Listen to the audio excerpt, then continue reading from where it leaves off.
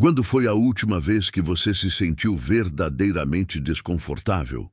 Não falo de um aborrecimento passageiro, nem da fila do banco que demora. Penso num frio que entra pelos ossos, numa solidão que faz eco, na incerteza crua de não saber se o próximo passo vai doer ou libertar. A maioria de nós corre desse sentimento como quem foge de um incêndio. Mas os estoicos antigos, Epicteto, Sêneca, Marco Aurélio, aprenderam a entrar no fogo sem se queimar. Eles descobriram que o desconforto genuíno é a bigorna onde se forja o caráter. Hoje, você e eu vamos caminhar por essa bigorna. Vamos entender por que o conforto excessivo é um veneno suave que paralisa, e por que todo progresso real nasce do atrito, do suor, da renúncia ao quentinho da zona segura. Imagine-se acordando numa tenda fina, em pleno inverno romano, servindo como soldado raso no limes Danúbio. A água da manhã chega gelada, a comida é racionada, o perigo lateja na escuridão. Foi nesse cenário que Marco Aurélio escreveu parte de suas meditações, não em mármore palaciano, mas à luz vacilante de uma lamparina. Ele anotou: o que é suportável à natureza do homem não pode ferir a sua alma. Ou seja, se nossos antepassados resistiram a pestes, fome, guerras, será que não suportamos a ansiedade de uma notificação atrasada? Quando Marco se via exausto, ele repetia a si mesmo que o corpo podia fraquejar, mas a mente era território soberano. Se ele a mantivesse alerta ao propósito, nenhuma adversidade externa venceria sua fortaleza interna. Avance 2 milênios. Você desperta num quarto climatizado, o smartphone vibra antes de o despertador tocar. Há café em cápsulas, streaming infinito, redes sociais que exibem versões brilhantes de vidas alheias. Tudo é projetado para suavizar pontos de atrito. E, paradoxalmente, nunca fomos tão frágeis diante da frustração. Um olhar torto basta para desencadear reações explosivas. Uma crítica anônima fere como lâmina afiada. O conforto crônico tirou a nossa couraça e cortou as asas da ambição profunda, porque grandes feitos exigem sacrifício. Epicteto, um ex-escravo que se tornou filósofo, ensinava aos alunos que o caminho da excelência é áspero. Se tudo fosse fácil, não haveria força em ninguém. Mas atenção, desconforto não é buscar sofrimento inútil, é abraçar desafios significativos, alinhados a valores. A dor vazia torna-se amargura, a dor com sentido vira poder.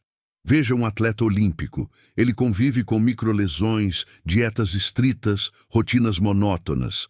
Por quê? Porque cada gota de suor aponta para um pódio futuro que transcende o hoje. Sêneca costumava jejuar e dormir no chão alguns dias do mês, mesmo sendo riquíssimo, para lembrar-se de que podia perder tudo e ainda assim permanecer inteiro. Era um ensaio da pobreza que vacinava a alma contra o medo da escassez. Qual é o seu ensaio voluntário? Em que área da vida você tem treinado a austeridade para não ser escravo do luxo? Pense no desconforto intelectual. Ler livros densos que ferem o orgulho ao revelar nossa ignorância. Aprender um idioma aos 30 ou 50 anos, tropeçando em sílabas estranhas. A maioria desiste porque a curva do aprendizado humilha. Mas, como dizia Musônio Rufo, mestre de Epicteto, uma mente que se evita provar encontra-se famélica de sabedoria. O que você tem evitado estudar porque teme parecer iniciante demais? A vergonha do começo é o preço do domínio. Se você não suporta ser ruim por um tempo, nunca será excelente por uma vida. Vamos ao desconforto emocional. Relacionamentos significativos exigem conversas que doem. Pedir desculpas, admitir fraquezas, estabelecer limites. Fugir do diálogo duro preserva uma paz artificial que racha por dentro. Marco Aurélio aconselhava: Se a opinião do outro está correta, aceite-a pacificamente. Se estiver errada, mostre-lhe bondosamente o seu erro. Bondade e firmeza no mesmo ato. Eis treino de coragem afetiva.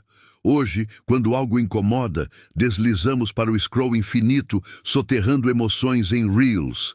Cada fuga digital reforça músculos de covardia. O smartphone é a almofada mais macia da história e a mais perigosa.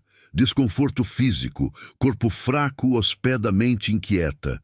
A sabedoria estoica não idolatra músculos, mas exige vigor funcional. Rápidas subidas de escada em vez de elevador, banhos mais frios para lembrar o corpo de quem manda, refeições simples que ensinam prazer na parcimônia. Não é estética vã, é disciplina que respinga em tudo. Acordar cedo, trabalhar com foco, pensar com clareza. Quando domamos o corpo, a mente para de inventar desculpas.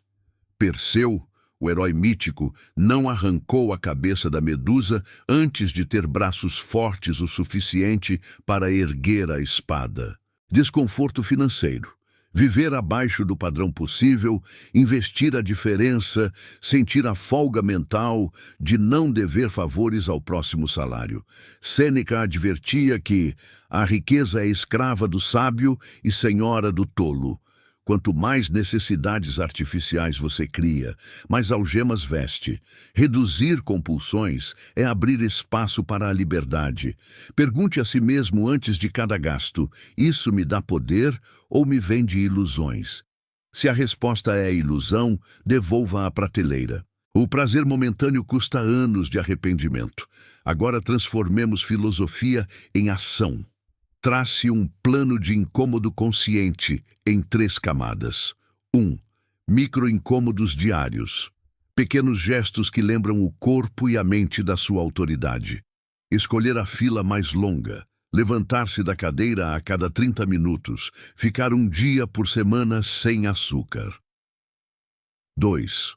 Desafios mensais, projetos que geram progresso visível, correr 5 km sem parar, ler um clássico de 300 páginas, passar 30 dias registrados em diário de gratidão.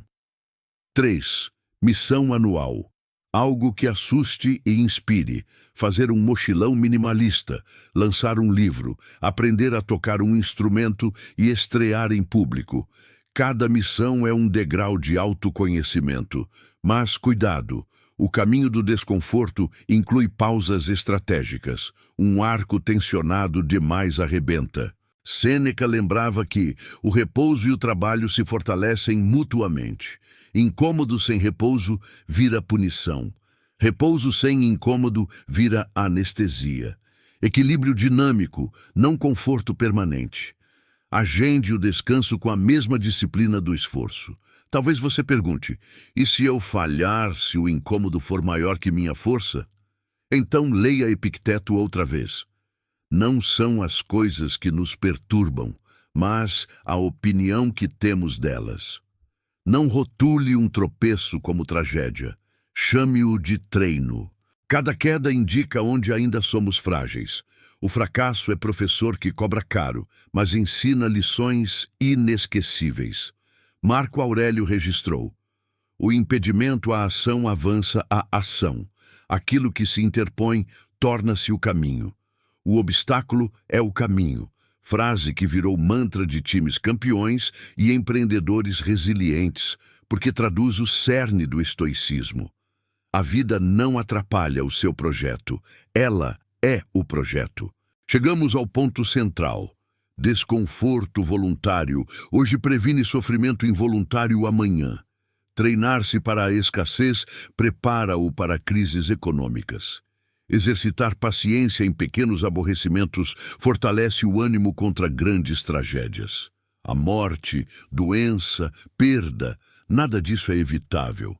Mas o impacto que terão sobre você depende de quanto seu espírito já se acostumou a caminhar em terreno pedregoso. Quando a tempestade estoura, quem dorme no sofá macio da conveniência congela de medo. Quem dormiu algumas noites na tenda de campanha ajusta o capuz e segue adiante. Eis o convite.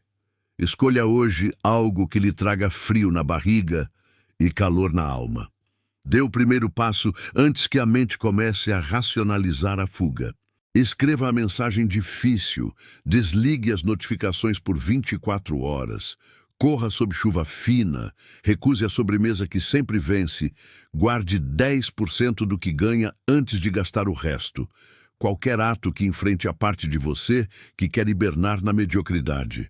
Registre em diário como se sente antes, durante, depois. Perceba que a ansiedade antecipa mais dor do que a dor real produz. Aos poucos, o cérebro aprende que é seguro ousar, e a coragem vira hábito. Nos minutos finais, recordemos 3 máximas, uma de cada sábio, para carregar nos bolsos. Epicteto.